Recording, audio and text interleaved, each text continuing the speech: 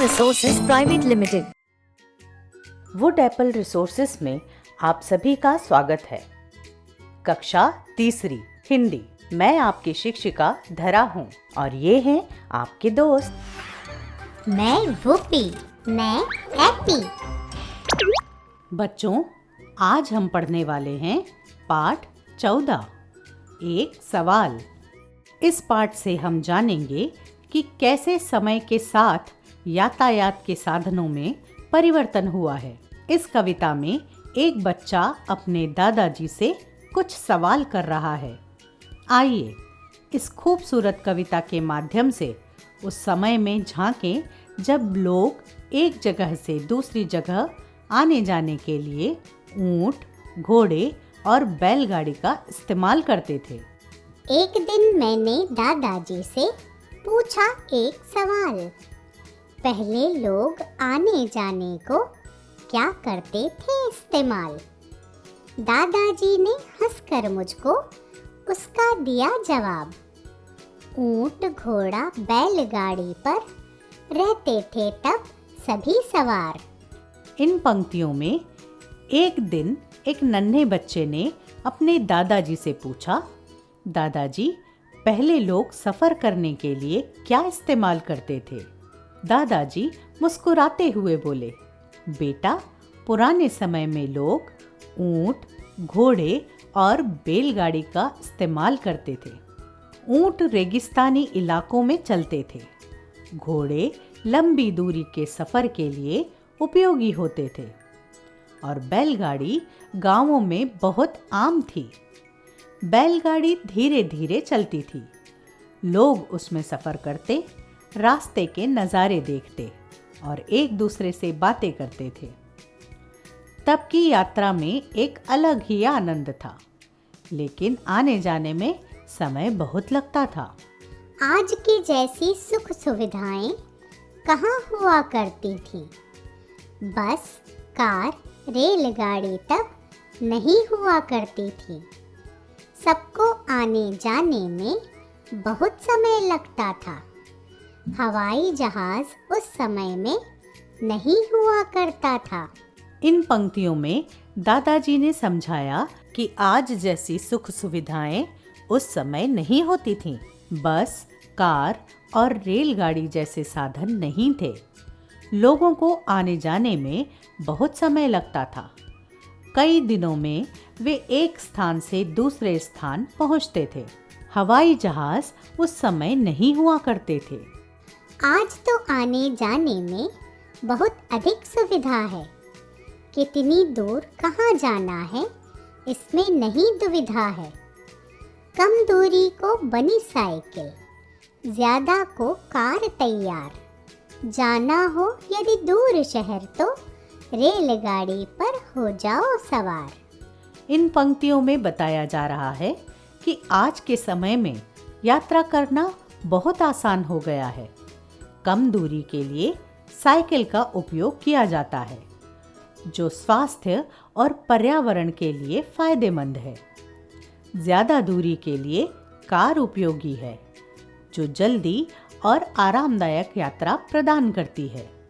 दूसरे शहर जाने के लिए रेलगाड़ी सबसे अच्छा साधन है, क्योंकि यह लंबी दूरी की यात्रा को सुविधाजनक और किफ़ायती बनाती है। अब कहीं भी जाने में हमें कम समय लगता है और यात्रा करना भी बेहद आसान हो गया है। वायु जैसी तीव्र गति से हवाई जहाज चलता है। सबसे जल्दी पहुंचाने का काम यही करता है। जल मार्ग से जाने के आज कई साधन हैं। नाव, जहाज और पनडुब्बी जल के ये संसाधन हैं।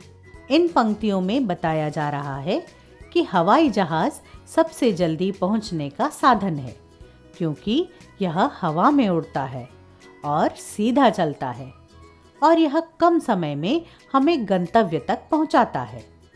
इसकी गति तेज होती है, इसीलिए यह लंबी दूरी जल्दी तय करता है। वहीं जल मार्ग से यात्रा के लिए नाव, जहाज और पनडुब्बी जैसे साधन होते हैं। इन्हें जलयान कहा जाता है और ये नदियों, समुद्रों और महासागरों में उपयोग होते हैं। जहाज भारी सामान ढोने के लिए उपयुक्त होते हैं। जल मार्ग की यात्रा धीमी होती है, लेकिन यह सुरक्षित और सामान लाने ले जाने के लिए उपयुक्त है। सुनकर मैंने ये सब बातें अपने मन में सोचा। समय और ज़रूरत के हिसाब से परिवर्तन जरूर है होता। विज्ञान ने कर दिया है सभी का काम आसान। शक्ति समय दोनों बचते हैं, विज्ञान का ये वरदान। इन पंक्तियों में बताया जा रहा है कि बच्चा यह सब बातें सुनकर अपने मन में सोचता है कि समय और ज़रूरत के हिसाब से परिवर्तन ज़रूर होता है। आज विज्ञान ने सभी का काम आसान कर दिया है, जिससे शक्ति और समय दोनों बचते हैं। यह विज्ञान का हमारे लिए वरदान है। बच्चों, विज्ञान ने हमारे जीवन में कई महत्वपूर्ण बदलाव किए हैं। विज्ञान ने हमारा जीवन बहुत आसान कर दिया है। उदाहरण के लिए, विज्ञान ने विभिन्न मशीनरी और उपकरणों का विकास किया है, जिनसे हम अपने दैनिक कामों को आसानी से पूरा कर सकते हैं। इसके अलावा विज्ञान ने ऊर्जा की बचत के लिए भी काम किया है। नई ऊर्जा स्रोतों की खोज और उनका उपयोग करके हम पर्यावरण को बचाने में मदद कर सकते हैं। विज्ञान के उपकरणों और तकनीकों के द्वारा हमारी स्वास्थ्य और चिकित्सा सेवाओं में भी सुधार हुआ है। इससे हम बीमारियों के इलाज में अधिक सक्षम हो गए हैं।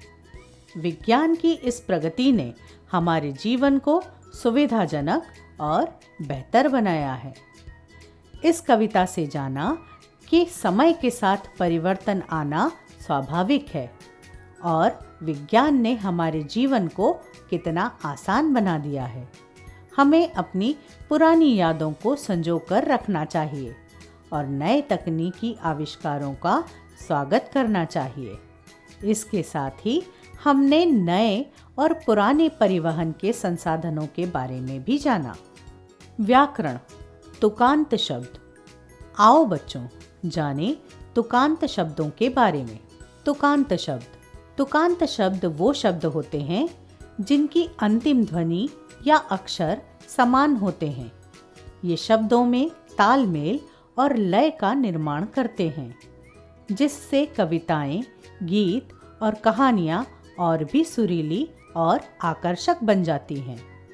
जैसे सूरज की किरणें बिखेरे रंग हजार, चांदनी रात में सजता है त्योहार। आसमान की ऊंचाई देती है संदेश, प्रकृति का सौंदर्य है सबसे विशेष। यहाँ हजार, त्योहार, संदेश, विशेष तुकांत शब्द हैं। आइए जाने कुछ तुकांत शब्द। शब्द घन। तुकांत शब्द वन। तुकांत वर्ण न। शब्द राम। तुकांत शब्द शाम। तुकांत वर्ण म। शब्द आन। तुकांत शब्द बान। तुकांत वर्ण न। शब्द काट। तुकांत शब्द छाट। तुकांत वर्ण ट। शब्द शौर्य। तुकांत शब्द मौर्य। तुकांत वर्ण र्य। शब्द द्रवी। तुकांत शब्द कवि। तुकांत वर्ण वि। शब्द फूल। तुकांत शब्द धूल। तुकांत वर्ण ल। तो बच्चों, आज हमने जाना तुकांत शब्दों के बारे में। हम ऐसे ही मिलते रहेंगे। वुड एप्पल रिसोर्सेज से जुड़ने के लिए धन्यवाद।